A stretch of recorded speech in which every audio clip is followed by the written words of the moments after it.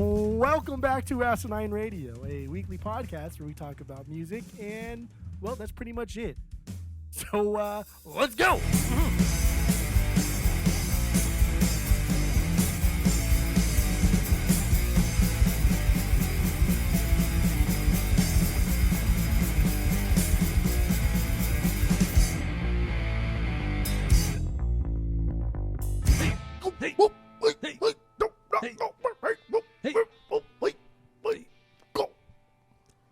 This is Asinine Radio. This is the weekly music podcast where every week we get into a different band, different artist. We break down one of their records. We get into the music, lyrics, how it was made, and everything in between. My name is Tyler.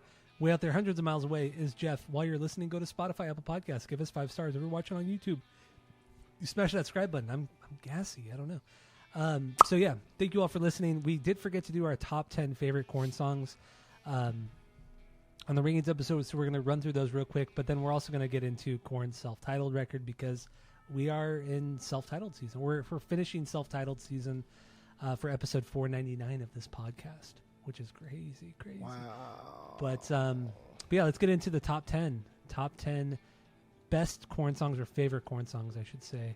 What do you got? Go. Number 10. There's a lot of songs that I wanted here that I took out and put some on. I don't know. These are just 10 that I liked this week a lot. Blame from Untouchables. Nice. I mentioned that even though I'm not crazy about the vocals, I think this song is so fucking heavy, and in doing so, it's really fun. I like it. Freak on a Leash. Number 9, Divine from KoRn's KoRn. Mm-hmm. Somebody, Someone from Issues. That part's so I like when they do those little high parts. They're just so fucking cool. They're so good at it, dude. And feel these bass line in there. It's so sick. Ball Tongue from KoRn's KoRn. Dead Bodies Everywhere from Follow the Leader. Y'all want a single from Take a Look in the Mirror? I like goofy songs sometimes. Love them. Yeah, you do. Falling Away From Me, Issues, Got the Life, Follow the Leader, and then Blind from KoRn's KoRn.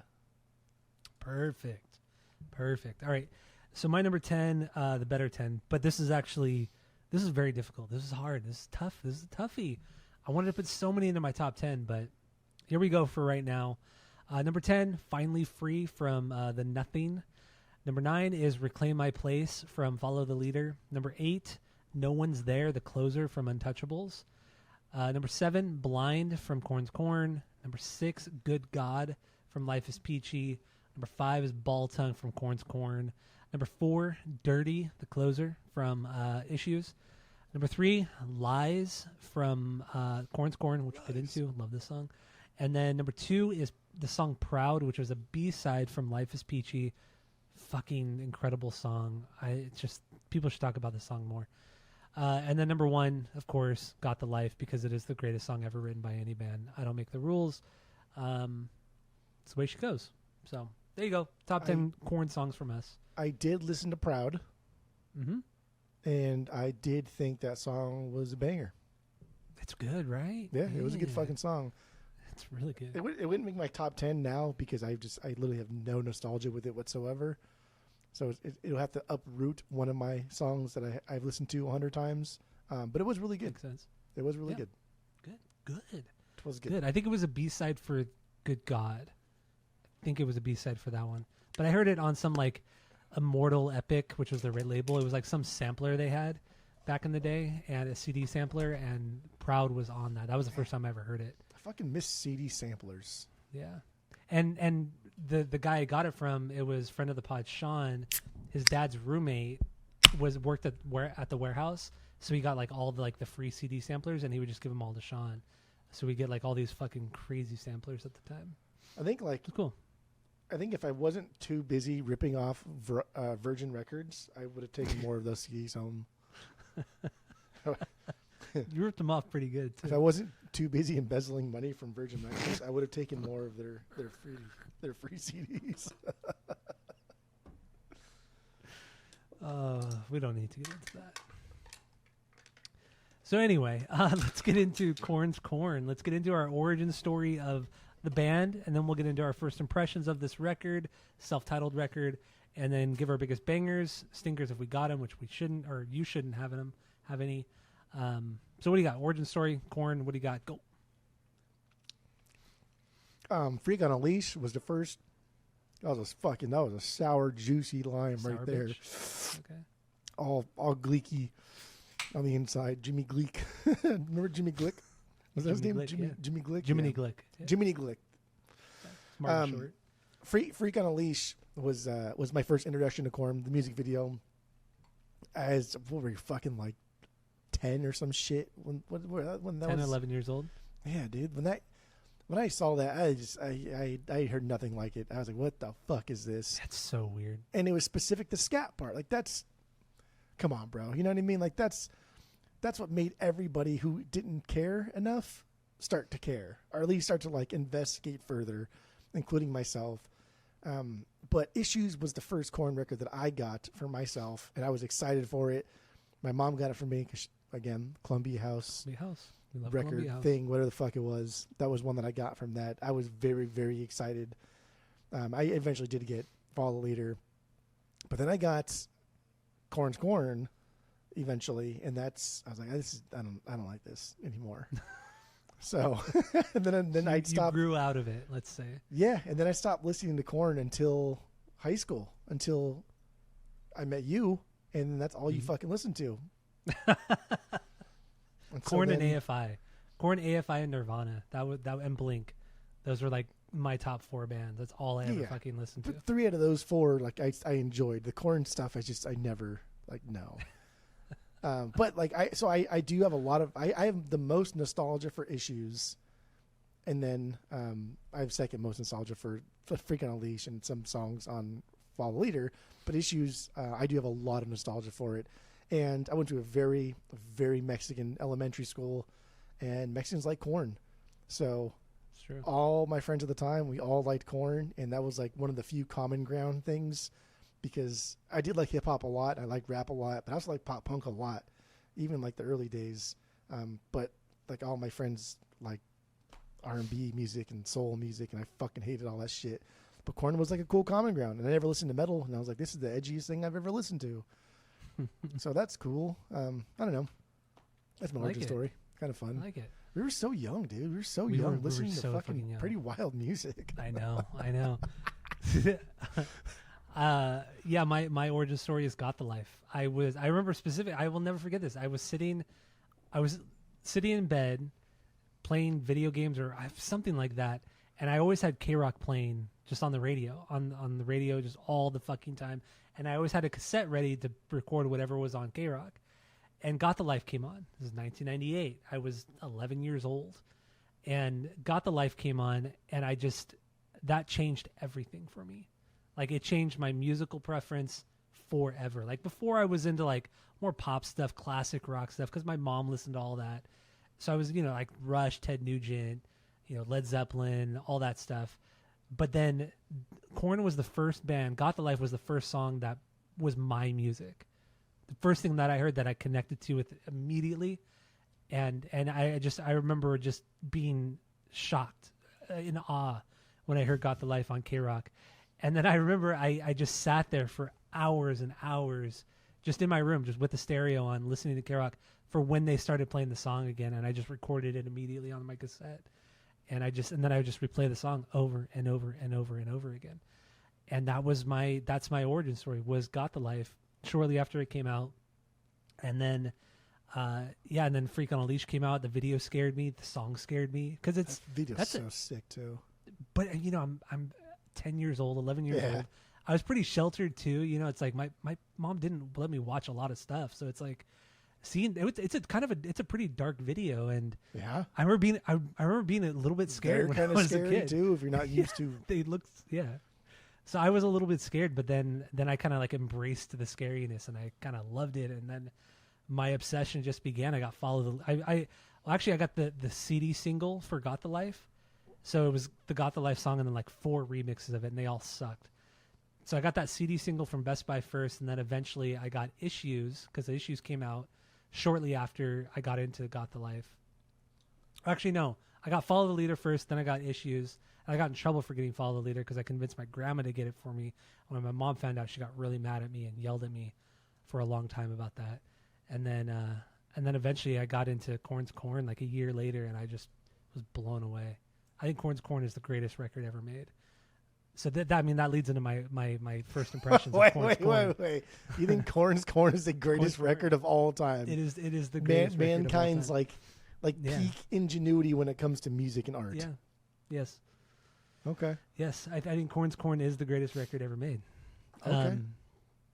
And it blows me away every time I've listened to this record 1,000 times probably, and that's not an exaggeration. I probably listened to it 1,000 times, and I never grow tired of it ever. Fucking ever. I could always listen to something different when I listen to the song and still be kind of blown away by what I hear. It's just so unique. It's so different. It's weird. It's fucked up. Oh, I love KoRn so much, and I love this band so much. So that's my origin story. My first impressions on KoRn. What do you got? I don't remember my first impressions because I would like to compare them to now. I mean, I don't. When I first heard it as a kid, I just didn't like it, and I was like, this is too weird. This is way too heavy for me. There's not enough pop here. There's not enough. I don't know. Like, this is supposed to be this band that had Ice Cube on it, and that's another reason why I liked Fall Later, because I liked Ice Cube at the time. It kind of came off the Predator record, Ice Cube's record, and that was an amazing record. And I was like, this is too one dimensional and boring. Fast forward throughout the years, I think every time we do a KoRn record in a rankings episode, this gets better for me. I think it probably peaked and then has since plateaued since we got it on the vinyls. Mm-hmm. Because listening on the vinyl is just a whole different experience that we never experienced growing up, and we never experienced even like as younger adults. We've only experienced vinyls as like grown ass adults. True. And so it's a whole new way to listen to some of our favorite records. And so it was kind of fun listening to this on the vinyls, even though I didn't listen to it this week. I just forgot, to be honest. No, but I don't judge. But yeah, it's still fucking wild. Like there are parts where I think like, that was okay. But then there are parts of this like songs that like Divine is one that I thought would never make it into my top 3, and that's the top 3 for me. I don't know. I don't know. First, this is great. This is a great record. It's fun. It's incredible. It's I don't want to say it's the best new metal record out there, because even the genre of new metal, like grunge, like what the fuck did that even mean? Mm-hmm. Because there's so much to take from all these other things that get made into new metal, and then if this is new metal, like why is this new metal? And then like why is Rage Against the Machine not new metal, but then Linkin Park is new metal? So like the whole genre thing is fucking silly in itself, and the labeling of things can be a little it's murky and stupid and silly, and there's clearly Rage influence in new metal with other bands and things of that nature. But this is defining for sure. This is the start of something in the 90s that bled into the mid 2000s that was just fucking unstoppable. Yeah. But I do think Limp Bizkit perfected the new metal. So this is good. That was good. All right, whatever. That's fine. As long as you enjoyed it. Yeah. I will always take Limp Bizkit over KoRn because there's more rapping. And that's pretty much like what it's going to boil down to. I mean, I thought you were going to say like musicianship wise, Limp Bizkit's a better band. Like, you know, but like not that much better though, because I guess even more first impressions this week, like holy shit, dude, Fieldy and David together are fucking. Dude, the rhythm section is insane. Like wow, dude, you could take out all guitars entirely. I don't think it would change his record that much. Yeah, it really wouldn't. They're so fucking good. And then just I've always known about noon. I've always known about after 11 o'clock is noon. I've always known about Fieldy and how he plays his bass, but then just like down tuning, and so just the active pickups and why he holds it upright just so he can slap the shit out of it and just make his bass a percussive thing. And so that iconic roll that they do is it's just cool. It's fucking cool. And then when Ross told him to stand up and he's like, no, I don't want to. It's like, why would you not want to? That's how you play it anyway, and you're better when you do it. But then obviously he's not because it sounds great on record. It's wild. And then like David on this record just sometimes he rips it up. Sometimes he's like boring, but it fits the song. It works to the song. But then he'll open up and later on like, whoa, dude, what are you doing? Because he's like, I don't know, that's what I want to do.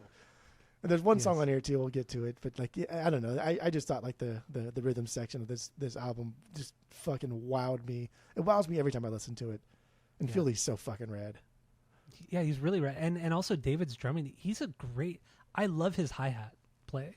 Like he's a really good hi-hat player, and I think he's underrated with that. He has an incredible groove. His fills are amazing. His subtle usage of the cymbals is incredible. He's not a big tom player, or he wasn't at this time at least. And he just does a lot of cool shit on the hi-hats that I really, really dig. And once again, yeah, I agree with you. I think the rhythm section, him locking in with Fieldy, is something special, man. Like they come up with some really cool, weird, quirky parts that normally wouldn't make a song flow, but man, these songs groove so goddamn hard. Yeah. Um, And like Fuck, nobody man. has ever like just like Primus, right? We can talk about like no Yeah. band sounds like Primus. Well, like you can't because otherwise everyone's just gonna be like, oh, you just sound like Primus, and Primus did it better. exactly. Like no one can like that role where Fieldy and David are together and they do that like Primus does. Yeah. But like KoRn didn't invent that sound, but fuck man, it sounds. I don't want to say it sounds Yeah. better than Primus, but like it's fucking heavy, dude. It's It's so heavy. something else. I mean, but also it's the down-tuned guitars and bass. Also the 7-string guitar, the 5-string bass, just fucking down. just that loose ass string drop A. flapping in the wind. But and like you said too, it works. He utilizes those strings as a percussive instrument too. Like the clacking. The clacking is like the signature. It was one of the KoRn signature sounds, and that's what a lot of people hate about it too. Especially like musicians, they fucking hate that fucking clacking. But you have to look at it as the whole of the song and the band, and it's just it's like adds like this like Sepultura tribal thing to the band. But they just do it with the fucking bass. It's fucking killer, man. There's a bunch of Super fucking, cool. just a bunch of dorks, dude, from fucking Yeah, Bakersfield. Bakersfield. What the fuck? You know? Like the fucking shithole, of like the bottom half of California. Yeah, and that's why they came down here they came to Huntington Beach first. They lived in Huntington Beach in like a fucking 1-bedroom apartment, all 5 of them, working like odd jobs and then just fucking playing shows all the time. They'd rent buses and bus people from like a studio where they were rehearsing to the venue back to the studio to party, and they would charge everybody like $5 to get on the bus. So they make all their money back plus more to transport all the fans to the venue, pay at the venue, and then drive them back to the studio and just party all fucking night. That was like their thing. That's So all they sick. fucking did in the early days. That's so rad. This band's so sick. And they were just, man, they put the fucking work in too. That's what, you got to give them so much respect for putting the work in. For sure. They- Any band they that busted their plays ass. that many shows over the course of like 3 years, I think 3 years straight, they were doing like 250 shows a year. Yeah. That's a Yeah. lot of fucking work, dude. Yeah. Like, I don't care how young you are, just having shitty sleep day after day, week after week, month after month, like that wears on Drugs you. and booze on top of it. Yeah. That wears on you. It's fucking nuts. So let's, we'll get into more of the background and the recording of the songs. And Ross Robinson, of course, we got to talk about Ross, the producer. But let's get into a couple banger. Oh, we have no stinkers, right? You have no stinkers. Yeah, that'd be silly boy talk. So okay, banger. How many bangers do you have? Let's see here. 7? 7. Okay, I have 12. No, I and have you 8. should have 12 too. 8. Okay, could be better, but we'll get there. So what's your favorite song? Blind. Yeah, Blind. Let's jump into this. Blind. So Too many puppies. this is Blind. This is a song that was originally written by the band Sex Art. Jonathan Davis was in this band prior to KoRn. The guys in KoRn essentially poached him from this band after seeing him at a Sex Art show. They were walking out of the bar, or Monkey and Head were walking out of this bar. Sex Art started playing, probably Blind, and then they immediately, once Jonathan started singing, they turned around and looked and walked back into the bar, and then just watched the whole set, and then called Fieldy and David, said, "Hey, we found the singer. I think he's great. We're gonna go talk to him." And they got Jonathan Davis. They stole him from Sex Art, and then Sex Art had Ryan Shuck from Orgy. He was the guitar player in Orgy, and then fucking Dave LaRue. He was the bass player in Edema eventually. So you know, all these bands are kind of connected. Just you know, generic shit. but yeah, no, Blind came from the band Sex Art. But if you listen to the original Sex Art version, it sounds a lot different than what you hear on the KoRn record. And then even KoRn did this on the Niedermeyer's Mind demo that came out before the KoRn's KoRn, and that version even sounds a lot different than what ended up on this record. So there's a lot of backstory. There's a lot of backstory for you, dude. That's some good backstory. Did Fieldy's mom used to babysit Jonathan Davis when he was a kid? Yes. Yeah. So I read that. Yes, he did. And then they were both, Fieldy's dad and Jonathan's dad were, they were musicians and they played in bands together as well. So they knew each other in school, going to their dad's shows and babysitting and all that. Yeah. Okay. I think I got two more things that was the easiest fact that I read. I mean, they're probably all easy. The other two you have to deal with cameos, I guess, but you probably already know them. But anyway, KoRn's Blind is my favorite track. It's my favorite KoRn song. It's such an easy thing to pick as your favorite KoRn song, I think. It's so iconic. I want to say Nothing sounds like it, but obviously like Too Many Puppies sounds like it. But it's so different. It really is different. It's a different approach. It's a different ending.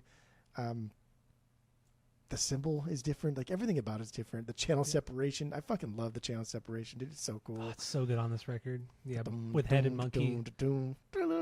Like it's so badass. It's cool. On a side note, friend of the pod Mike showed us that Mason Miller, pitcher for the Padres, uses this song as his walkout song. So cool. And that's fucking wild, dude. That's it's so cool, though. Even if you don't even know KoRn, if you don't like KoRn, if you just only played the intro to this, it's a dope fucking intro. Mm-hmm. It's a badass walkout song. But it's a cool song. Like the call and response vocals too. The whisper softer against like the more aggro drawl. The whole song is it's a great build. And I don't mind the little outro, but the whole thing is a great build. And most of these songs have a really good build to them. Yeah, I like it. It's good. Blind's Blind is Absolutely. good. KoRn's Blind is good.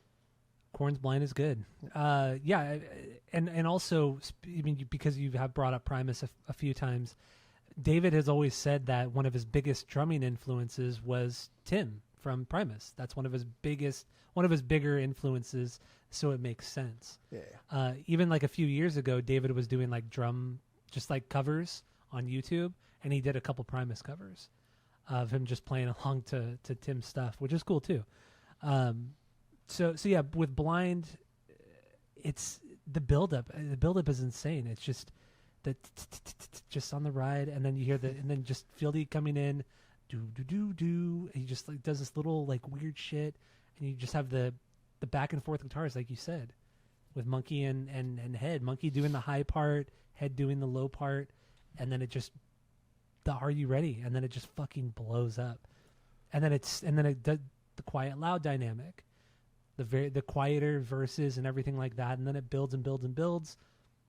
We get some choruses, we get to the bridge, and then at the very end it explodes again.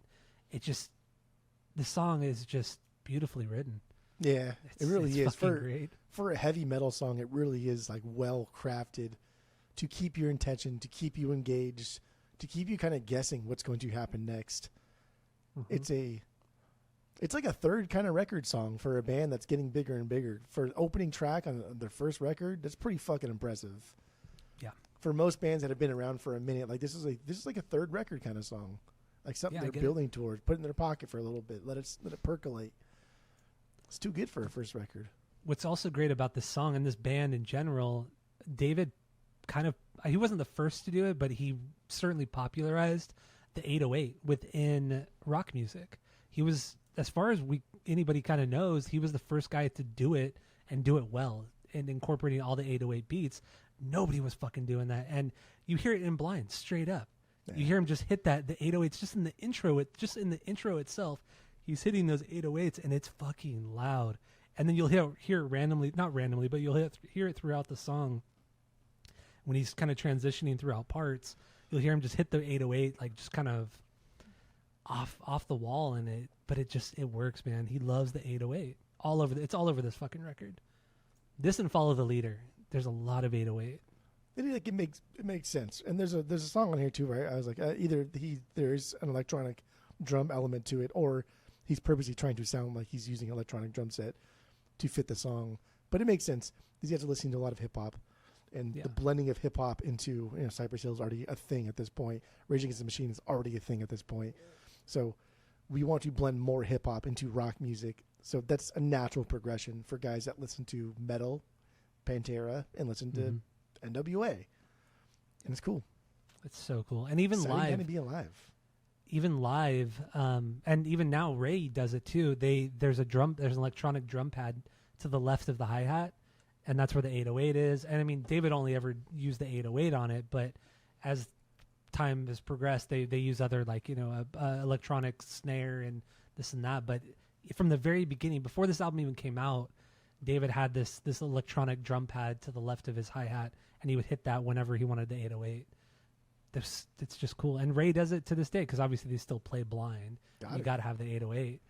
So, I don't know.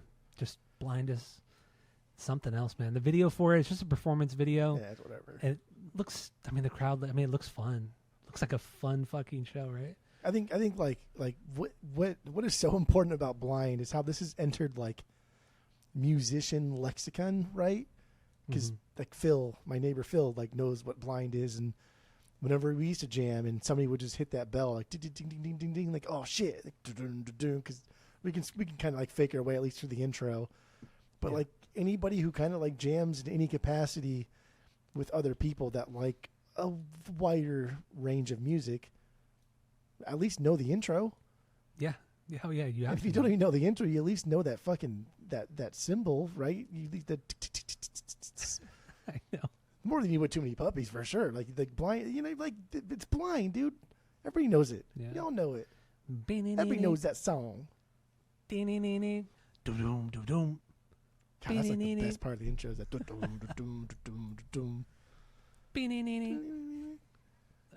so good. That's good. I do remember. I did see when Head was not in KoRn at the time. He was playing solo shows with his band Love and Death, and I saw him at the Slide Bar in Fullerton when Slide Bar was still open. And Fieldy happened to be there in the crowd because him and Fieldy were still friends at that point, or at that time. And I did see him there, and there was like fucking 30 people there. Like nobody was fucking there to see Head, and he did play blind, just by himself with one guitar, and he sang it. And it was really fucking cool. And the crowd went. I mean, the 30 of us that were there.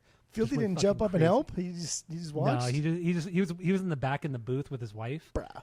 And he was like smiling. He was like fucking doing the hand thing, and he was fucking getting into it. But it was really cool. He did play blind, and he played. No, I think he only played blind. Yeah, he only played blind that night. But it was cool, seeing him at fucking Slide Bar. Crazy. Slide Bar. No. Fucking hated that place so much. Yeah, that was 2008. 2009, I think, when I saw him there. About the same time, around the same time, roughly when I met him. So he's a nice guy. Yeah, he's the only member of the band that I've never met. I've met like all of the side characters, met all the main guys except for Head. He's the only one. He's my favorite member, and I have never met him. He's a nice guy. I'll put in a good word for you next time I talk to him. Yeah. All right, so lyrically, we do have to get into the lyrics too, because it's. A lot of people love love Jonathan's lyrics and his vocals and the pain, and I mean this song is about major depression, suicidal ideations, how he doesn't feel people really understand what he's going through, and a lot of kids relate to that. I mean, you do. So I get why his lyrics hit home to kids. I like the lyrical content. The lyrics themselves, they're fine. They're fine. Like there was really nothing I read was like, oh wow, that was like prophetic, dude. That was a good way to put that. Or like I enjoyed your rhyming scheme. I enjoyed how you're setting things up. There was nothing like that. It was more like, oh wow, that was like a fucking confession, bro. That was wild. It was more like that. Yeah, and I mean, it's the way he conveys his lyrics, and I mean his voice. His voice is not refined whatsoever on this record, but you don't want refined. You want like honesty. You want something pure and raw and fucked up, and that's what you get on every single fucking song on this record. There's not a moment that sounds like he's just going through the motions. He just puts everything out there. Just you could just feel, you could hear it in his fucking voice, and that's why that's one reason why I love the early KoRn stuff, is because nothing sounds fake. It all just sounds like he just fucking hurts. Yeah, and I think so. And this is not like a knock. I think this is a perfect way to get your point across. Is he repeats himself a lot? Like he does. He'll have one line and he'll repeat it. It's like in Blind, like he'll repeat it with the "Can I say I'm going blind?" like fucking 15 times. But like that's how you get your point across in a very dramatic way. So I think he's writing to the best of his abilities, but he understands that like this is who he is as a writer.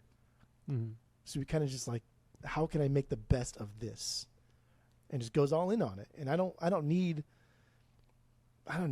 some deep fucking thing here, just these analogies or imageries or whatever. Just show me what you feel, through your words. And he does a really, really good job at it.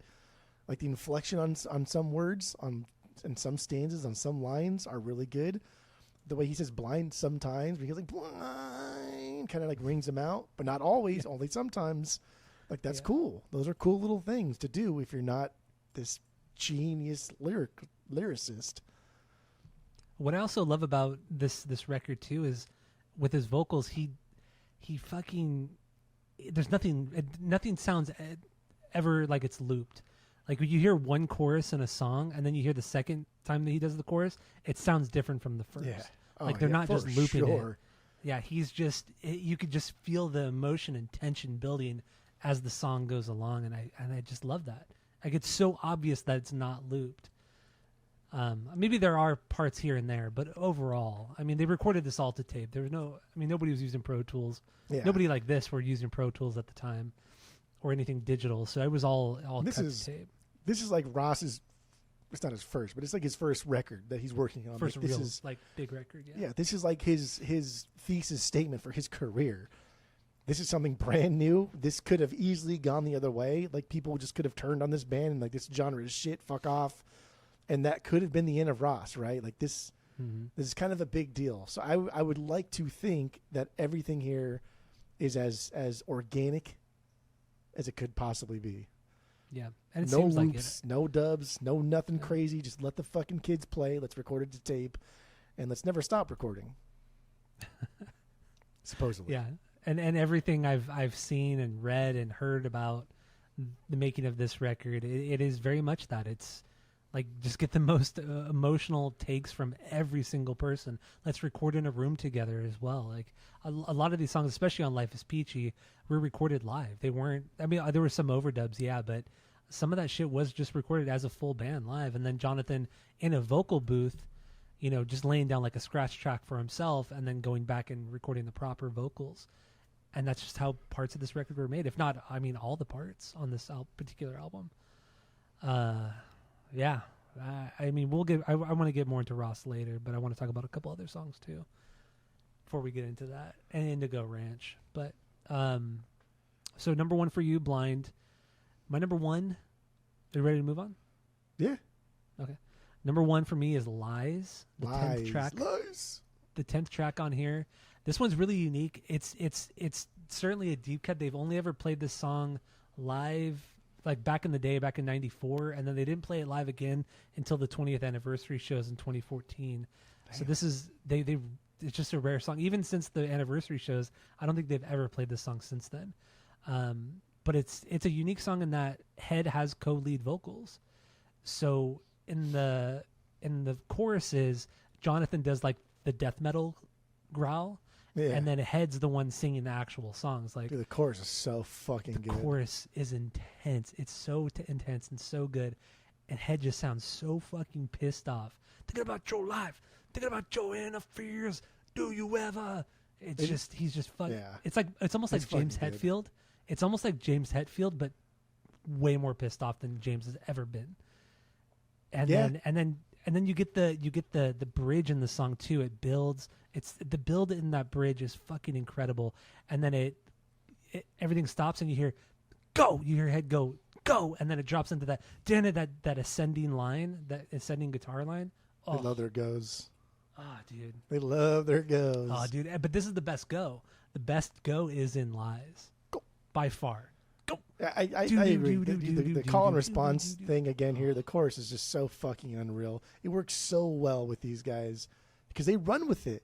Like they can just run with it. They can growl as aggressive as they possibly fucking can because it's going to make the other guy, the response part of that, up their game, up their aggression.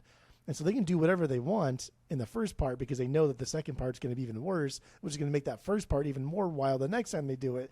So it's like this game that they're playing together. But dude, I didn't know it was too. I thought it was Head doing the growling, JD doing the singing part. But now that you said that, it makes sense because I can. It doesn't sound like Jonathan Davis doing the singing part. But dude, that growl is so good because it's a good death metal growl. Yeah, like he like full breath in growl. It's not like a quick growl. It's a full fucking breath, dude. And he uses every ounce of that breath. Yeah, it's wild. So and the fucking lead parts in the verse too. Those like quick, fast picking riffs, so goddamn cool. That double time in the last chorus, fucking gold. Just a nice little touch in an already dope song. This is my 4B. By the way, fuck yeah. Yeah, this is an absolute fucking banger. I love this song, and so it's a deeper song too. I also love about the rhythm section of this song, so the riff is massive. It's dirty, distorted. It fucking sounds gross, and it's so fucking heavy. But then Fieldy he's doing like a funky kind of bassing, like doom gat doom gat doom gat doom gat, and the bass, it's just doing something almost completely different from the guitars, but the way it's all kind of flowing together or meshing together is something so great. And once again, Fieldy and David are just so locked in with each other that it all just makes sense. The song shouldn't make sense because of the weird guitar riff and the funky playing of Fieldy on this one. It's bizarre. It's so bizarre. That intro groove is fucking wild too. It's so good, damn cool. But yeah, Fieldy and David like together, they I don't know, like it's weird because I feel like if you muted one of them and just heard the other, it would be like, that's cool, that's fine, that's whatever's. But like together, there's something else. They're heavy, they're deep, it's like they're groovy. David knows when to like let each other breathe. Yeah. You know what I mean? It's like there are times where Fieldy's only playing to the kick drum, only hitting a note on the kick drum, and then letting David like just hit the open snare with no other sound. And it's just there's so much space within the songs. David never overplays. He always plays to the groove. And once again, that's why I think David just is a better fit for this band than Ray ever has been. Yeah, absolutely, for sure. Ray's an incredible drummer. Technically speaking, he's incredible. But he just doesn't fit the groove of this band. This band doesn't need a fucking Neil Peart, right? They don't need a metal drummer. They need a groove-based drummer. They don't need a metal drummer. It is pretty crazy too, like how different David's drum sound is on some of these songs. Like it's not just the same tone with the 12 tracks, the 12 tracks through and through. There's a couple songs where like, dude, that is like entirely different. This is somebody like even like production wise, like this is something entirely fucking different, but it works for the song and it makes sense and I like it and I can't imagine it not sounding like that. Right. It's incredible. It's cool. So yeah, man, I think Lies is truly an underrated banger. That's why it sits so high in my top 10. It's a brutal fucking sounding song. It's a good song. Lyrically, it's about a bad relationship where he's lied to. The betrayal is happening, and he wants to find out the other person's deepest, darkest secrets, use it against them, and just watch them just kind of writhe in pain. Like he just wants to see them in pain. That's what it is. It's kind of like a revenge song. Yeah, I thought he's sick of all the lies. I thought like Fake and Lies kind of went hand in hand, like companion pieces lyrically. Fake, we'll get to it, I guess, at some point. And then Lies, just the other part of that relationship now. But also like the lies we tell ourselves or tell ourselves about others, especially in relationships, right? And we've all been young and be like, oh, it'll get better, and never really does. And so I think there's a lot of insecurity on this record. And it's I don't know. I always the fuck do I know? But I always thought that was weird when artists, and this is their first record, but there's also insecurity on other songs too from deeper KoRn records. I always thought it was weird when artists have such high insecurities about themselves and then put out music that is so goddamn good. And it's like, what are you talking about? I mean, look at Rivers, look at Pinkerton. I mean, exactly. Really like, what are you fucking smoking, dude? Are you crazy? So I don't know, but like this is another example of a record where like Jonathan Davis has some fucking severe shit to work out at the time. Yeah. And subsequently, years and years and years, decades later on, needs to also work those things out. But yeah, Lies, 4B, for sure a banger. Fuck yeah. So what's your 2B, your number 2 banger? 2B or not 2B? What was my 2B? Oh, Ball Tongue. Ball Tongue, that's my 2B as well. Let's get into it. The second song on the record. Yeah. Dude, this song is fucking crazy. This song could be number 1. I think Blind is just number 1 because it's so iconic. And again, I don't listen to that much KoRn, and so whenever I hear Blind, it's like, oh yeah, fuck yeah. If I was maybe like you and I listened to a lot more KoRn, maybe it would change. I don't know, but Blind sits where it is. But Ball Tongue could be number 1. This song is fucking wild, dude. Like that bass is so deep, it's so heavy, and up against that drum sound too. Like just 808s. There's 808s so all over fucking this. New metal. It's so new metal, and it's funny where like again, it's funny where this snare tone ends up. This is something like Lars and Bob tried to like work through on Saint Anger, and just like, hey, remember that one time when KoRn did it? Let's try and do that. And like, oh wow, we know how that ends up. So it's crazy, right? Just on Blind and Ball Tongue alone, the 2 completely different drum tones, and this chorus is absolutely insane. Just yell and scat. Fuck it, dude. That's all you need to do. Yeah. Make me happy. Just yell and scat. And the last chorus gets even more fucking heated. The soundscapes in the verse, dude. This song is the perfect amount of what the fuck is this? With actually, that was pretty dope. Yeah, dude, I love Feely's bass parts in the verses. It's so funky.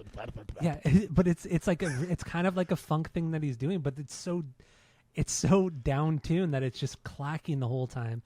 And I think David's groove in the verses is just something so cool. And the fill or the transition into the chorus, it's like his hi-hat play, the snare hi-hat play going into the chorus is so fucking rad.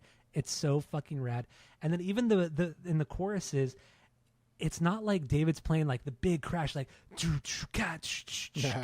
he's playing off of the like a tribal kind of thing. Like he's doing a lot of toms like doom doom gat doom doom gat doom doom gat doom doom gats, like throwing in some hi-hats like every once in a while to like accent what he's doing.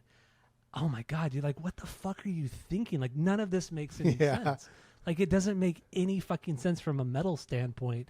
There's so much groove and so much funk, and oh my god, it's so good. And then with the verses, it's like these weird like Halloween sounds, like spooky Halloween sounds that they're just making with the guitars. Like, and you just hear Head on one side, Monkey on the other side, just playing like calling. It's like a call and response between the 2 guitar players.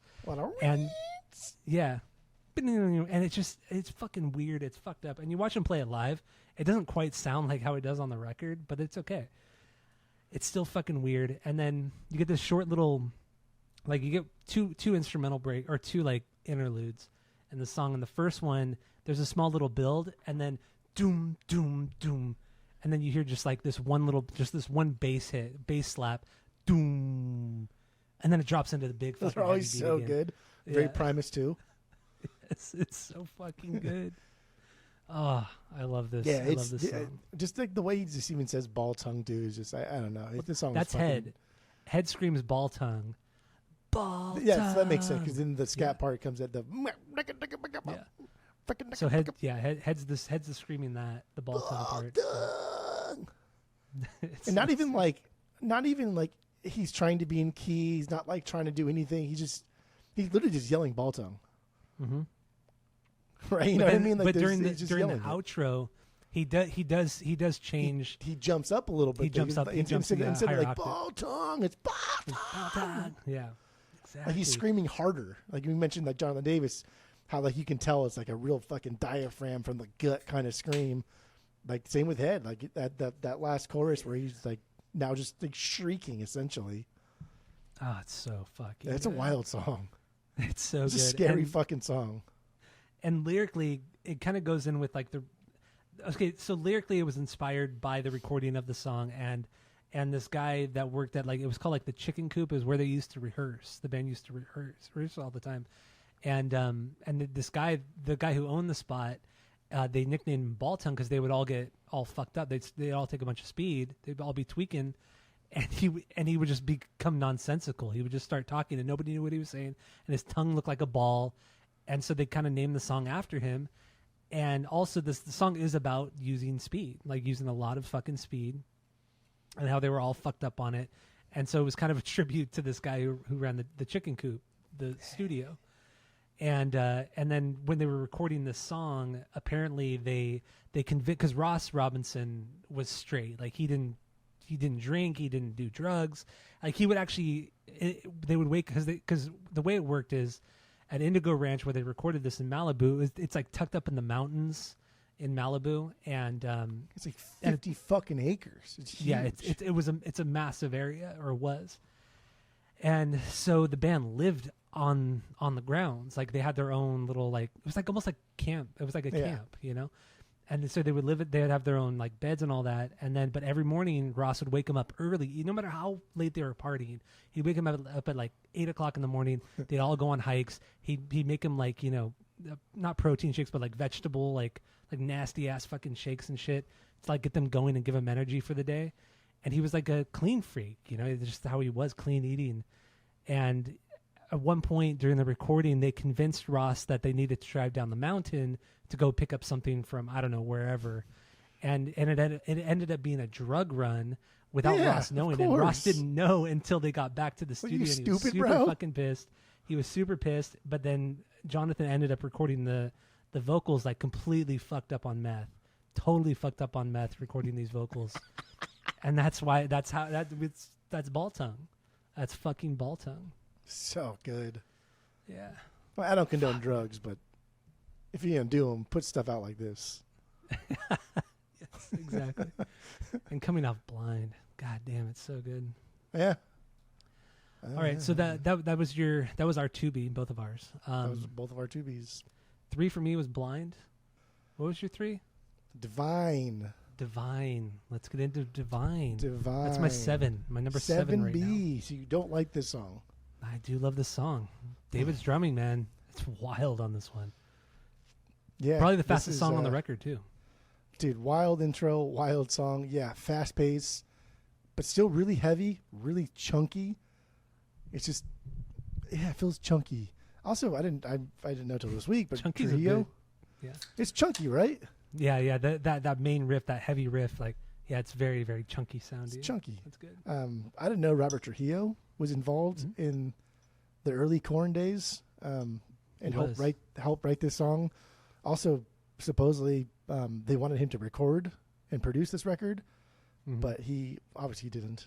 Maybe he's went off and did whatever his own thing, but I didn't know that was even like a thing. They were sharing a rehearsal spot with either Infectious Grooves or Suicidal. I don't remember at the time. But yeah, they were sharing like a rehearsal spot, and Rob was kind of there just hanging out in the hallways, and he heard the band playing and whatever, and they kind of hit it off and were partying and shit like that. And then eventually down the road, David joined Infectious Grooves and played with them for a very, very short time. But yeah, that's how they hooked up, and yeah, he helped co-write part of the song. I don't know to what extent, but you know, that's the story. It does seem like a natural occurrence that Rob is like, he hears this and like, oh, this is fucking cool. I would like this, because Rob does play like this. I'm just like, his bass playing style is very KoRn. So I mean, back in that day, yeah, not with Metallica, obviously. Well, he's not allowed to, but it makes sense. I mean, like, who gives a fuck, right? Like, being the hired gun in Metallica is got to be the best gig in musical history. Yeah. Do you remember in the Metallica doc? They're like, yeah, we want to make you a full-time member. We want to make sure that you know this is serious. So we're going to give you $1 million. $1 million just to join the band. As a signing bonus. Yes. That's wild. For music. In 2002? In 2002? You're going to do this? So, wow. A signing bonus of $1 million. Oh my god! I forgot about that. That was crazy. And the way they threw it out too is like, yeah, $1 million. It's like, It was Lars. It was Lars who threw it out too. But like, it almost seems like, is that not enough? Do you want more? Like, because because Metallica's worth the brand is worth so much fucking money.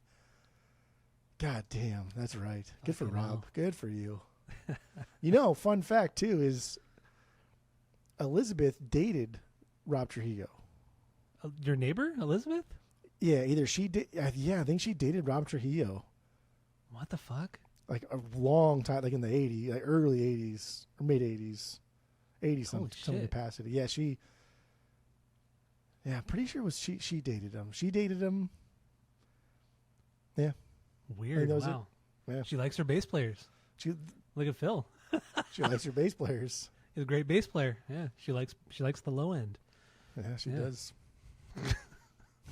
So stupid. If I knew more or if I cared more about bass, I could make some type of like bass sexual joke. Like she likes to drop D or something, but I don't know. So stupid. No, I didn't care. I didn't care enough about, like, nobody really does. So. Oh yeah. All right. So yeah, Divine. Dope. Divine. Dope, Great dope. song. This is also one of the earlier songs that they recorded. They did record this as a demo before Ross, and they actually recorded it at Bucko and Studio up in Bakersfield. It is still a famous studio that Jonathan Davis eventually bought. I think in the early 2000s, mid 2000s, he bought the studio sick. and uses it. I believe he still owns it, and he uses it as his own personal studio and like just kind of storage area for just all the random shit that he has. So. Yeah, but the band originally recorded some of the demos for this record. I think this song, Divine and Clown, I think the demos were recorded at the Buck Owens studio in Bakersfield. So the original fucking demo was only 4 songs, right? Blind. Well, so the Niedermeyer's Mind, which was the original demo that Ross Robinson produced, it was Blind, Daddy, Alive, and Predictable. Alive was re-recorded for Take a Look in the Mirror. But parts of it was used for... It was on Need To. Yeah. On the song Need To on this record. Yeah. But the demos that I'm referring to for Divine, I believe it was Clown, were done prior to Niedermeyer's Mind. It was before Ross came into the picture. Before Ross was introduced to the band and saw them live. Gotcha. So there you go. So that's what it is. So I mean, this is like early. I mean, goddamn, dude, they were only a band for not even a year, I think, before Ross found them, or maybe a year before Ross discovered them, and just kind of just took them under his wing, and I don't know, the rest is history. But I mean, it makes sense. Just again, like Rage is fucking huge. People love it. So this sounds like the next step in some type of direction. Rap rock is big. People like it. This isn't rap rock, but it's something that no one's ever heard before. Did you know that KoRn played their first show in Anaheim? At the Doll Hut, right? At some place called like California Dreamin'. Doesn't exist anymore, but it was on Beach in Lincoln. Was their first show? Was it that first? I know their third show was a house show because there's actual video of their third show ever. Yeah, and it's called the third show ever. I mean, just according to the Reddit thread that I didn't know it was in Anaheim. I didn't know it was in Anaheim. California Dreams in Anaheim was on Lincoln and Beach, and it still exists today. But it's like some Mexican club now. But yeah, that was their. Beach. That was over where like Tower Records and Circuit City was, right? Yeah. That Lincoln Beach, yeah. Yeah. And where Rowley's Burgers is. If people aren't. Or generic. It's by Knott's. Yeah. So, by Knott's Berry Farm. Exactly. Yeah. I was just being more specific. Yeah. Yeah. No, I didn't realize it was in Anaheim. But then why would they come all the way from Bakersfield? Because at the time they were still in. I believe they were still in Bakersfield because I think their third show ever was in Bakersfield. But whatever, I don't know. I didn't know about that. Did not know about that. A couple more. I'll pepper in there. Okay. I like it. I like this testing my knowledge. See if we can stump you. I got stumped this time, yeah. But anyway, what are we on? We're doing Divine. What else do you have on this? Just like lyrically, So, have you ever seen or heard the movie Pink Flamingos? Have you seen it? I've never seen it, but I know of it, and I know of the drag queen Divine. Like have you read the stuff that they do in Pink Flamingos? No. I don't know Is if it it's a real John or not. Waters movie? I don't know. It's a movie where they eat poop and shit, and it's fucking supposed to be just. I don't know. Like the last scene in that's supposed to be Maybe iconic. it's not John Waters. Where like a dog like shits on the sidewalk, and then Divine goes and picks it up and eats it. And I don't know if it's real poop or not. I've never seen the movie, but I that's a lot of interpretations of the song was about a lot of different things. One was about Divine, the actor, which is just I'm not going to watch Pink Flamingos because that's too wild for me. But I mean, I've only heard of it and never seen it, but I know Divine. I know of Divine because I've always seen like pictures of them. And throughout the 90s, that was a big picture or a big. Everybody knew who it was. Like there's always, I think there's like this iconic picture of them like holding a gun up and like pointing a gun at somebody, right? I think. Maybe I always remember the pink dress and like their shape.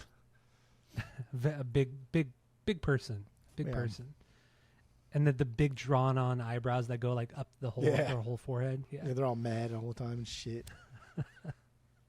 Yeah, but apparently, Jonathan Davis was a big fan of that movie and them, him. I don't know. It's a transvestite at the time. I don't know if it's what they called him. We had much different words in the 90s than there are now. I guess. So I would just say transvestite. I'm sure Jonathan Davis would say that. Probably. It's an outdated term. I get it. But we're going to talk about faggot too. It's an outdated term.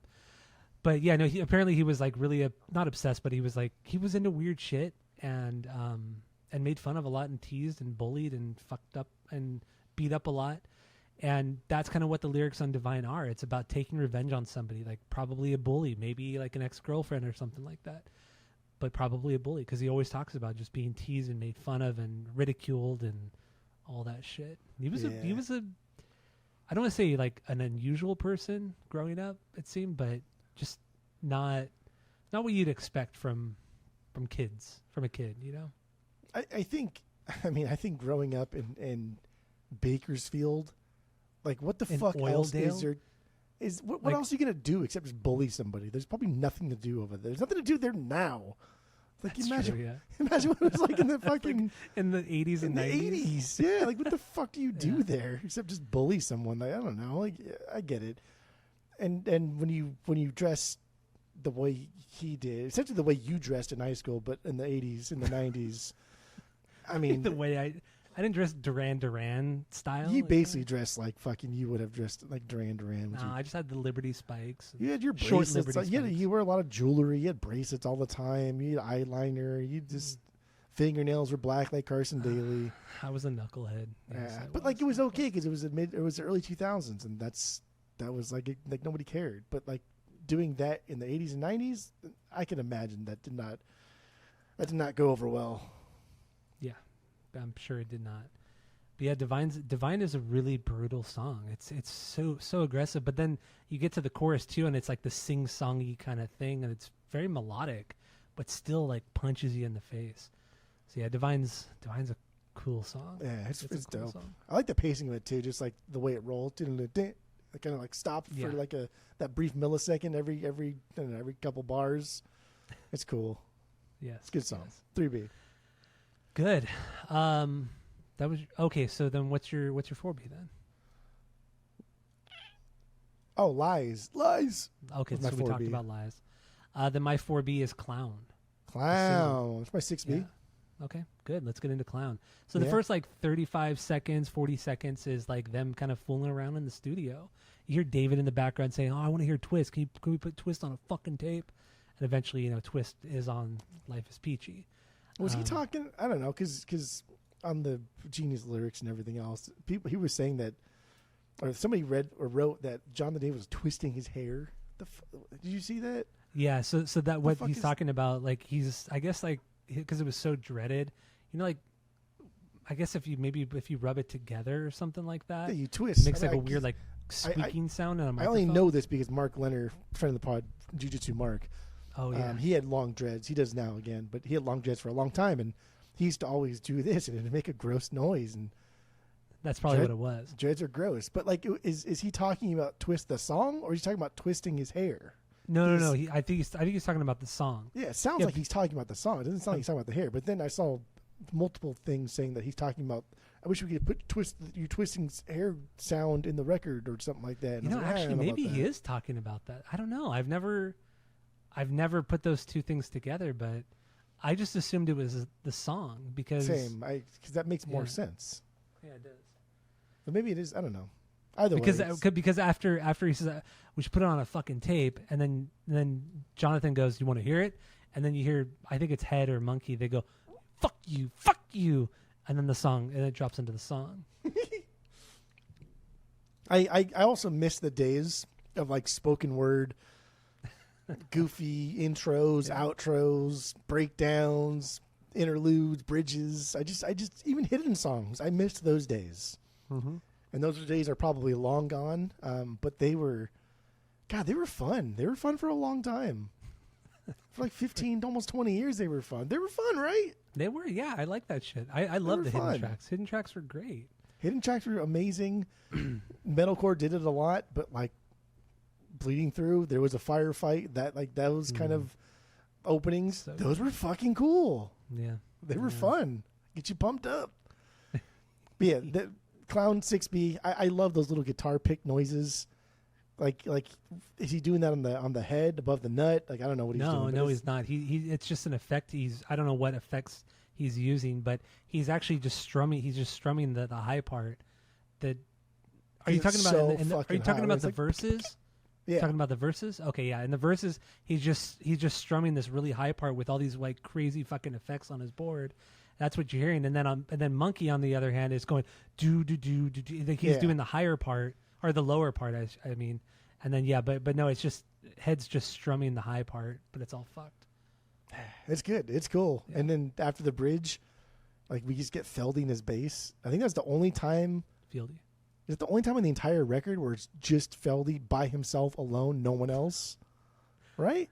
On this record? I think it's the only time. No, Daddy, we hear just the bass. That do do do do do do. Oh yeah. And then David comes in. But after the bridge here, it's just Feldy in his bass it's not a whole long, but it's cool because it's deep. The bass sounds deep and it's fucking cool. I like the chorus here. I think it's very nursery rhymey kind of. It's got a good little like kind of good swing. It's fun. It's cool. It's a good song. It's fucking killer. And really just the big riff too, that it's just the high and the low, and the way that David plays, the way David just hits the fucking toms during the low part of the guitars, and then just fucking Head just squealing that high part. Oh, I love it. Yeah, that song's it's so dramatic. It's so and then there's a part too before one of the other choruses when it's just like the do do and they get into the chorus. Yeah. It's just like, you know what I mean? Like why? Yeah. And because I can. Okay. But it works. It's like this shit is so effective. Like it's they so do like effective. The most minor stuff at times, but it just plays to the song and just so incredibly well. Boy. And just the song has an overall like eerie feel to it. Because it just kind of slow. It just sounds gross and like almost like toxic sounding. And when you get to the verses, it's grating. Because once again, it's just the high part with Head, and it's a fucked up song, man. It's so fucked up. But like every nu metal band after this tried to make a song like Clown with the high and the low. Like have one guitarist play the low part, one guitarist play the high part, and just kind of do the call and response. I mean, we even saw with Jimmy Eat World. Yeah. Remember on Get It Faster. Yeah. You know, it's very much. I'm not saying like KoRn did it first, but you know, Clown is like the best way of, you know, the call and response, the high low call and response. It's great. It's good. I love it. Good. So lyrically, this one is about, you know, some drunk asshole at some show they were playing was trying to fight Jonathan, and then he tried to take a swing at John Jonathan, and he kind of ducked out of the way, and his security came behind and just like fucking pummeled him and just fucking knocked his ass out. Whooped his ass. Yeah, just whooped his fucking ass. Some Jocko Homo in San Diego. And that's the story is kind of based off of that, or inspired by that incident, and just talking about bullies and fuck them. Like, honestly, just fuck them. It's pretty wild, like how tough guys in bands, especially like in this era, kind of have to be. And like, yeah, like Jonathan Davis got bullied in school or whatever, but he's probably still like especially in up until maybe Untouchables, he's probably a tough dude. Like he could probably scrap. You know what I mean? Yeah, probably more than you would probably expect. More than your average like person would probably scrap, because that's just the life. Like you have to. I mean, he grew up in fucking Bakersfield, like Oildale, that section. Yeah. As far as I know, as far as I've read and heard, like that part of Bakersfield is like rough and tumble, like poverty stricken. It's like, generational poverty. Yeah. That's like a fucked up area of It's not like Phoenix where it's like new money poverty, where like it's not even one generation of poverty. It's fucking old money poverty. But even like opening up for bands, right? And playing bars, and nobody wants to hear your shit, and someone's going to talk shit to you, and you can either just take it and move on, or you can start a fight. So like, yeah, Jonathan Davis he's no fucking Doyle or anything, but dude could probably scrap. Yeah. Oh yeah. I feel like most people in bands like this in this era they can scrap. Not anymore though. I think he's tougher than he leads on. It was a different time though. 80s, early 90s, very different time. Built different. Yeah. Even though he was pretty scrawny. But anyway, so Clown, video. This is like the only video from this album that had like a real kind of treatment for it. There was kind of a story being told, like a cheerleader at a high school, and then it's just kind of a weird, kind of fucked up video. All 4 videos were directed by Mick G, who did a lot of the other videos, did a lot of big videos in the 90s and the early 2000s, directed the first 2 Charlie's Angels movies, the reboot movies. I know, right? Like, Mick G just, he was so popular at the time. I like the color. I like the color scheme of this video, like all the blues, the dark soiled blues. Greens and everything like that. Yeah, but that was like kind of Mick G's thing. It was like the blown out colors, like super bright, blown out, saturated colors. That's how, and even like the Charlie's Angels movies, that's how they were kind of filmed too. Just a lot of bright, saturated, oversaturated colors. But I mean, he was also a part of another big thing. That was near and dear to our hearts in the 2000s. All the Small Things, right? The OC, baby. Was he in the OC? Oh, no. Wait, he didn't. Marco Siega did All the Small Things, not Mick G. Yeah, but Marco Siega did a lot. He did like Weezer stuff too. But yeah, Mick G was a big part of the OC. Oh, actually, now that I think about it, yeah, I remember now. I remember seeing his name in the credits. Big shout out to fucking Julie Lick for the biggest disappointment letdown of our lifetime. And then I ruined it for Skip. Yikes. Yeah, but he wasn't gonna like it anyway. Yeah, and also I told Julie. I also told Julie that I have never seen it, and then she went and spoiled it for me. Yeah. Even after I'd explicitly told her I had not seen it. That was deliberate. That was yeah. That's why we don't talk to her anymore. Good.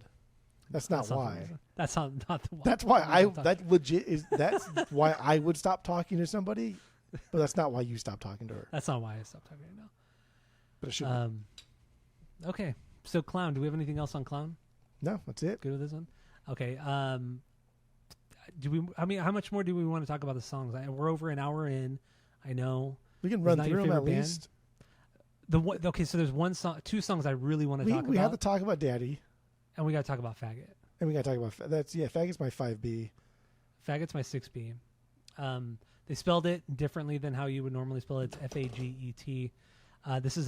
This song is about him being called a faggot growing up. You know, the bullying and all that stuff. Him almost to a point like questioning, like, am I actually gay? Am I actually a faggot? But he isn't. And then there's the big instrumental break, the big build up. You could suck my dick and fucking like it. And that's just like. And the way he says it too is lyrics. Like, and the way he says it, he's just so upset and so mad. You could suck my dick and fucking like it. I mean, just say. I get it though. One of my favorite things I've ever said while gaming online. And Renee was in the room, and I was playing with Ryan. I think we were playing Halo. No, I couldn't have been Halo. Probably Destiny. And I was just, I just fucking annihilated some person online, and I was like, "Yeah, suck my dick, faggot." Just like I yelled it, and Renee heard it, and she's like, "What did you say?" And I started laughing. I was like, "I don't know, dude. I just said it." She's like, "What?" She's like, "Why you call him gay if you want him to suck your dick? Are you gay?" I was like, "No, I don't know. I just said it." And like she tried to like, she still talks about it to this day. Like, you don't dissect it. I just said it because I was fucking. I was so happy that I killed this guy. And it's like you revert back to your high school self, like when a time when like it was okay to kind of say that, or like it wasn't frowned upon to say it. It was part of our nomenclature. It was just what we said. So yes, I revert back to essentially like Neanderthal attacks, but I'll never forget that. And then also I will never forget when I eventually did get this CD after Issues. I didn't get the CD till after Issues, and then so listening to this was the song that I was like, fuck, man, I hope my mom doesn't hear this shit because she is not going to be happy because it's not just like that, but yeah, that breakdown, dude. That I'm such a pretty boy, whatever you call it. It keeps going on day after day, son. You faggot. Oh, want none. Dude, like Mexicans were Catholic, dude, and that's just not. Mexicans do not. Did not fuck with that kind of shit. Did not. And I knew my mom would be like, nah, nah. So it's funny. It's funny what your mom was strict about. Like, just it was like a cultural thing with her. Oh, for sure. I'd watch scary fucking movies, but if it had to do with like anything gay related, no. Yeah. Fuck no. No. It's so crazy. But yeah, it's a culture thing. Like I said, Mexicans generally, and the gay thing is not. They don't mix that well. Yeah. They don't mix that well. And like also like divorce too. Like that's a big no.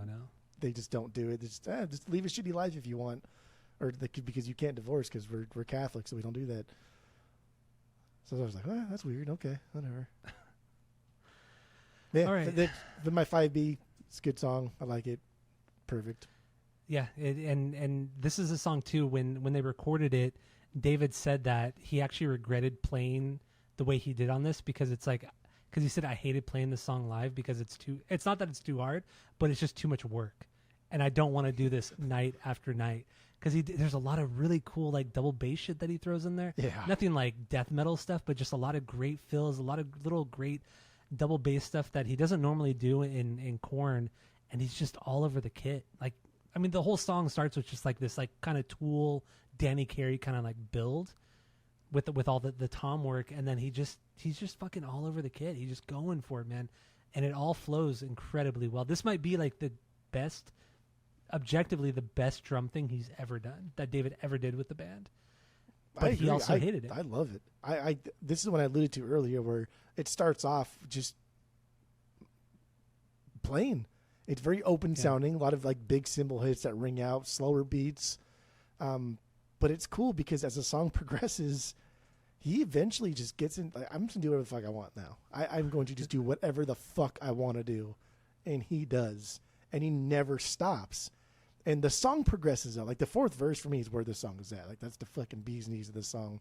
It starts off low and slow and just builds into just pure mayhem. And Dave drives it. Like he drives that progression. And I agree. I think this is one of his best drum performances. I love it. It's cool. Moving on. And you also mentioned too, like how so many of the songs have different kind of drum sounds, drum tones to them. And this is one of the examples, like David's snare drum, it sounds way more like muffled, and it doesn't sound as big and like bombastic as other songs. Like this is, it's just crazy just how all these songs stand out on their own in every aspect. just how they were written, the melodies, the playing on them, the overall sound and tone on each of these songs adds a different character to it. I think it's fantastic. So yeah, Faggot, it's a great one. Obviously got to talk about Daddy, because that's a big one. And then I think we should talk a little bit about Ross. We've got to talk about the album artwork, and then we can kind of wrap it up. Let's do it. Okay, so Daddy, the closer. I mean, okay, so we didn't talk about Need To, Shoots and Ladders, Predictable, Fake, Helmet in the Bush, and Daddy. But who cares? I mean, I could talk about him. Was my last B. That would be my 8B. That's my Daddy's least favorite, my 7B. Okay. But yeah, that's fine. Yeah. So, the bagpipe. Well, actually, real quick, bagpipes. Shoots and Ladders. Or as Fred Durst calls them. What does he call them? He calls them fag pipes on All in the Family. Does he call them fag pipes? Yeah.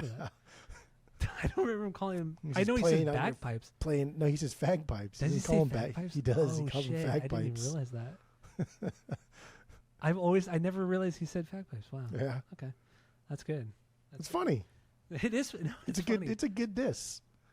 It is a very good diss. So, dude, Fred Durst is so good in that song, man. He's so good. I think he's way better than Jonathan. So Absolutely. good. Yeah. With the halitosis.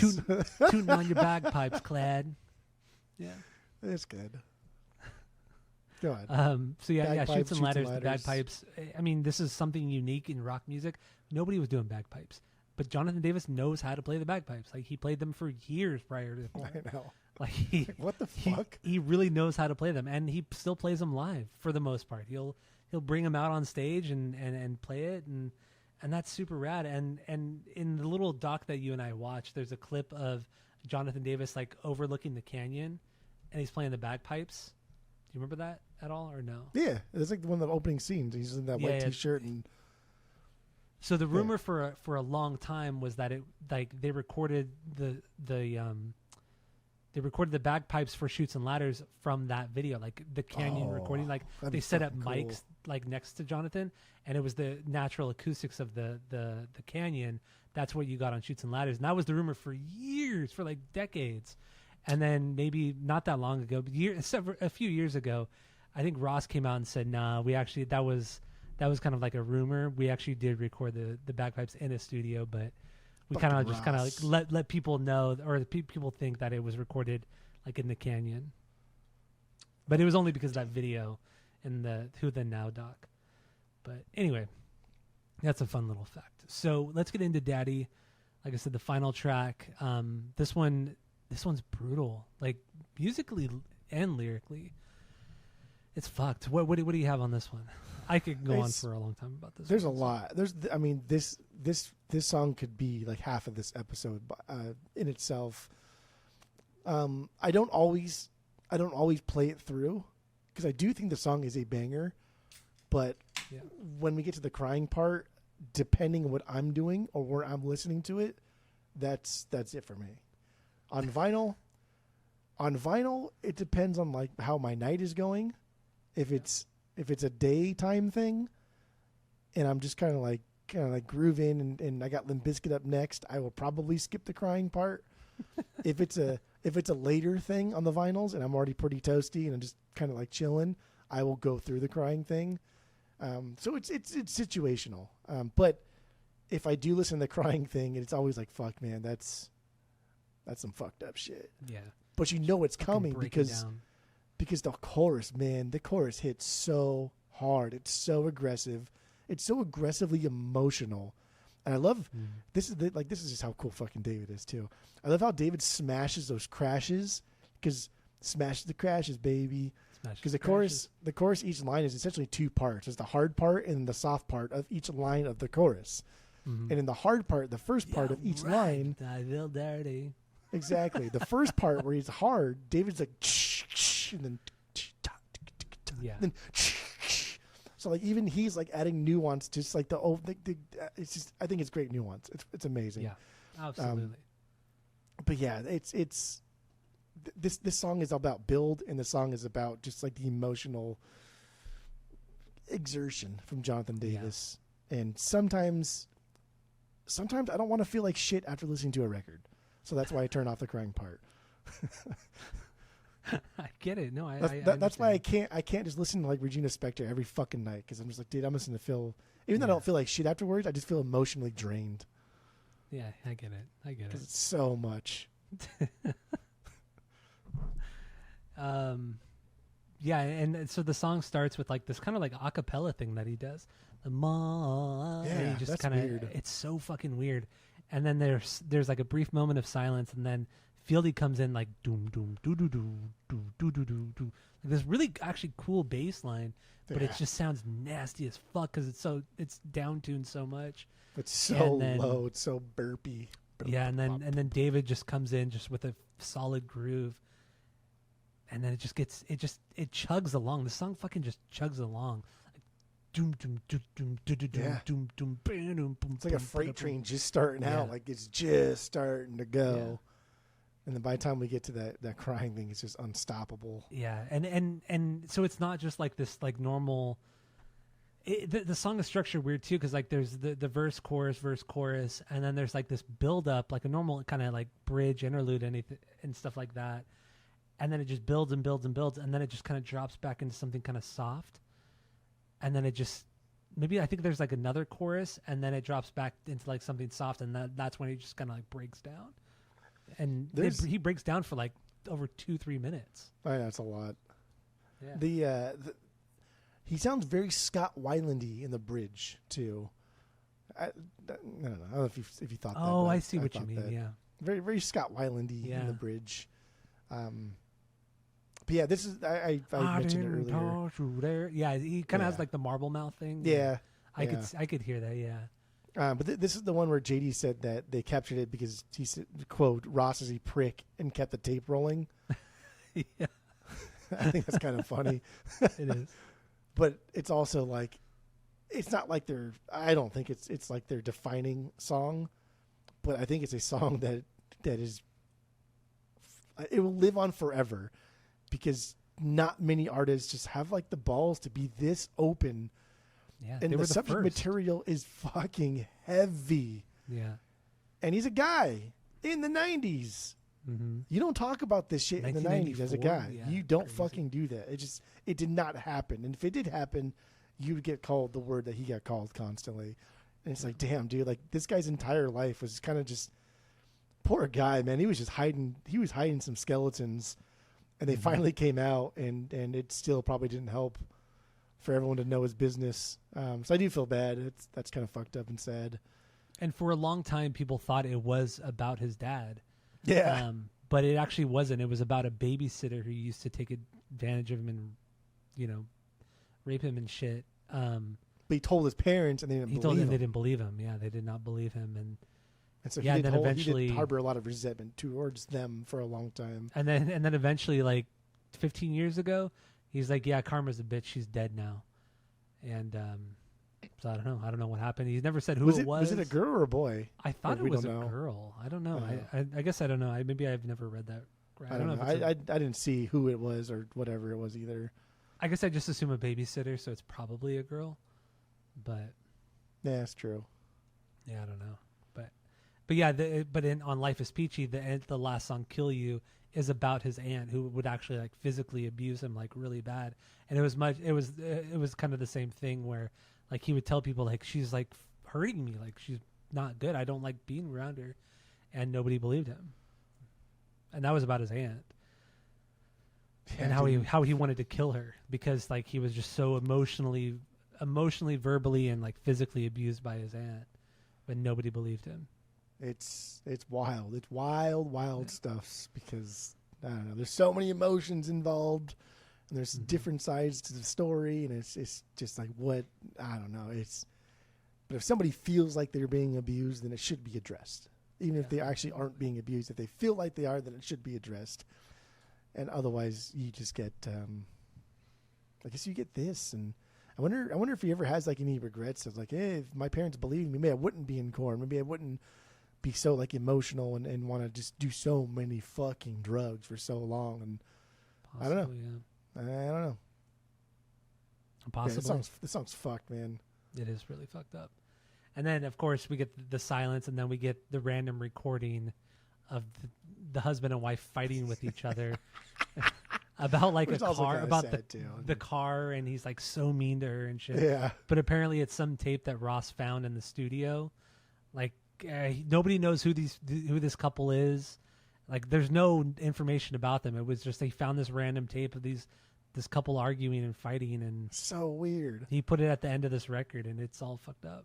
And he is pretty mean. Yeah, he's a dick to her. Maybe, I don't know, maybe it was like the last straw and he's like finally tired of her bullshit. I don't know, but he does sound pretty fucking mean. Yeah. But yeah, anyway, that's how this album ends. It's on such a fucking downer, But good. But a banger of a downer. yeah, unforgettable, honestly. And they did play this song. The last time they played it was April of 1995, and then they only brought it back for the 20th anniversary, much like they did with Lies. That song, they brought it back for the 20th anniversary, and they did play it every single night. And it like drained him at the end of every night. Like he put all of his emotions and effort into this song every single fucking night on that tour in 2014. Like, Yeah, what are you doing in 2014? You're putting it all out there. So yeah, but since then it's never been played, and I understand why. I get it. Yeah, it was kind of cool. I mean, it's sad that it happened, but it's cool that it's now on tape and for posterity forever. It'll be there. But it was also cool to read that the guys they didn't know was going to keep playing on, and like almost like Ocean's 11 style. Just at the very end of Ocean's 11 when they're all watching the Bellagio things, and then first like one guy leaves, another guy leaves, and finally you're just left with like I think it was Brad Pitt and George Clooney. But that kind of reminded me of this. Like the guys just kind of like slowly leave one at a time, and Jonathan Davis just end up there by himself, just sobbing Just weeping, and breaking sobbing, down. yeah. And all the guys like, "What do we do? I don't know. Fucking I don't know. Like, what do you do? I don't know, dude. Oh, it's so fucked. It so is. fucked. We weren't prepared for this kind of emotional trauma in the fucking 90s. No. This whole album, once again, Yeah. and then it reaches its pinnacle in the last song, and you're like, what the fuck is Just this? not ready for this shit in the 90s. No. Even now, like it's fucked now. Yeah. 2026, but anyway. They wild. So real quick, Ross Robinson. We actually did talk about him a lot, so I don't think we need to go too deep into that. But Indigo Ranch, real quick, Indigo Ranch is in Malibu, kind of like up in the hills, the mountains of Malibu. If you're not familiar with the area, everybody thinks Malibu is a beach, which it is. Like it's a big part of Malibu, but there's a lot of fucking mountainous area too. Right up, like you cross PCH, Pacific Coast Highway, and then it's just like fucking cliffs and mountains.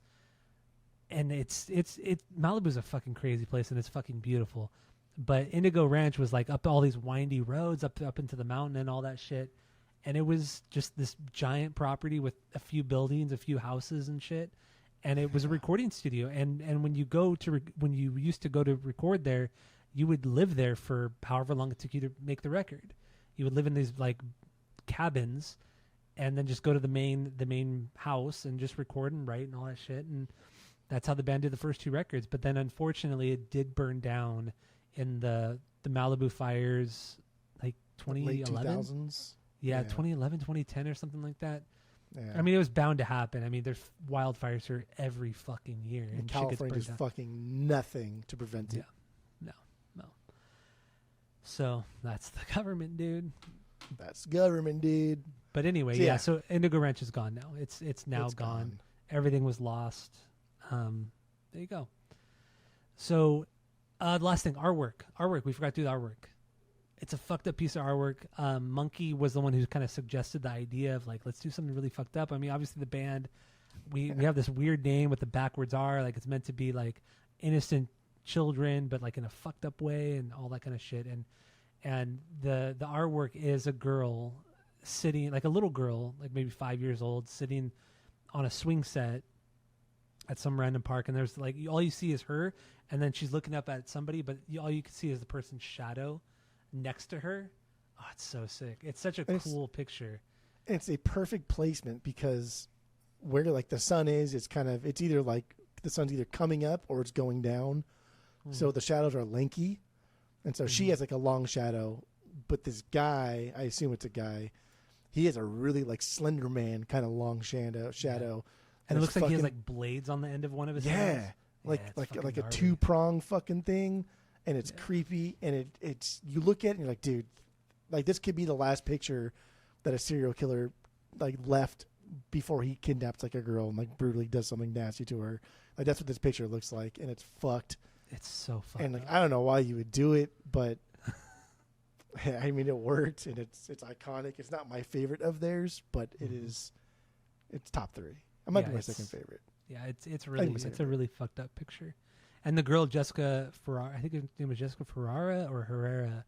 She actually did an interview. Like I think it was on the 20th anniversary of the album coming out. So she was in her mid-20s at this point. She did an interview about it, and she's like, "Yeah, I got paid a little bit of money to go there. I had no idea what I was doing. I was just a kid, like for a no-name band, like not understanding like how iconic this picture would end up becoming." She just had no fucking clue. I mean, she's a kid, and like nobody really knew who she was until she did that interview. Were they nice? Like did she say? I remember everybody being very nice, and it was fun. Yeah. I think she said like nice things about the guy who was like the shadow guy.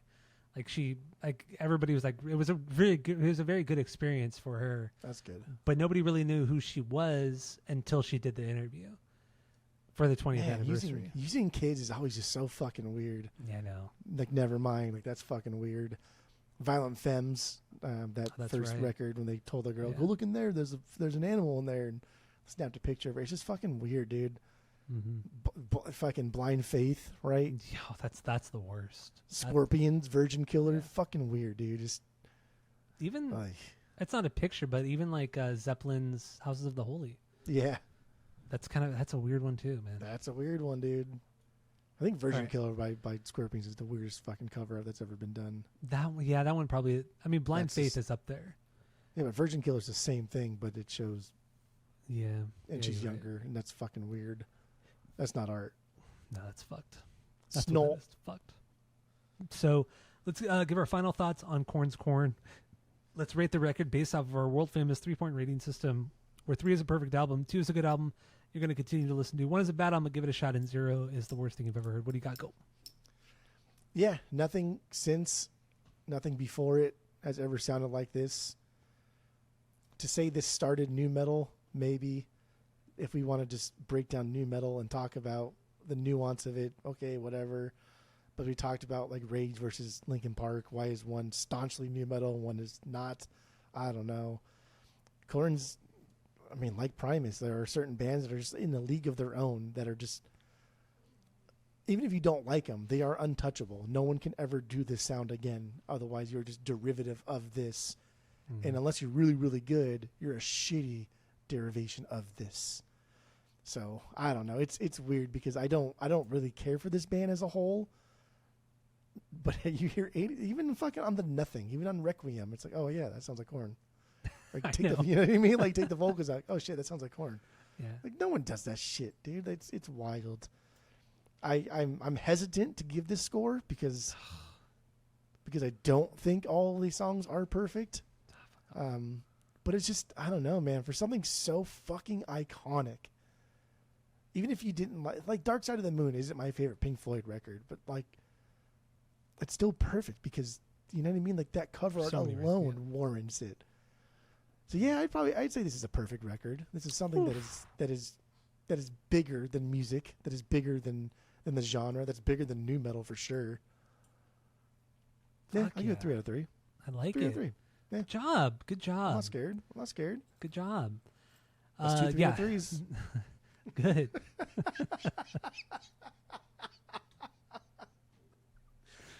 It's a 6 out of 6. All right. So yeah, with KoRn, I mean, they're my favorite band. Duh. And this is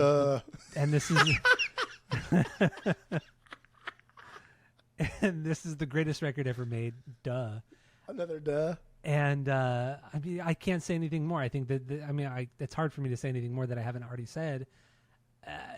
This record just inspired so many goddamn bands after it. Even to this point, like you hear about like up and coming bands, like kids who are like 17, 18 years old saying, "Oh, I fucking love KoRn. KoRn inspired me to pick up a guitar, or inspired me to write music and shit like that."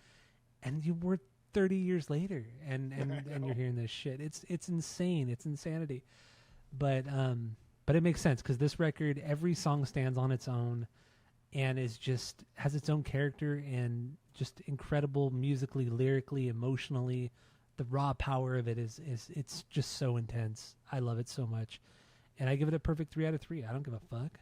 I'll give it a 3 out of 3 because it is a 3 out of 3. So there you go.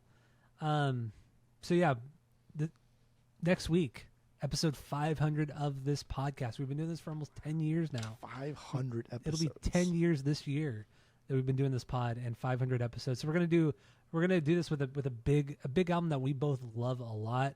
Sold a lot of fucking albums. Very, very popular record, but also hated by a lot. Okay, Mario, I don't know why you're doing that, but that's fine. I'm not doing anything. So thank you all for listening. Go to Spotify, Apple Podcasts, give us 5 stars. If you're watching on YouTube, smash that subscribe button, and that's it. That's all.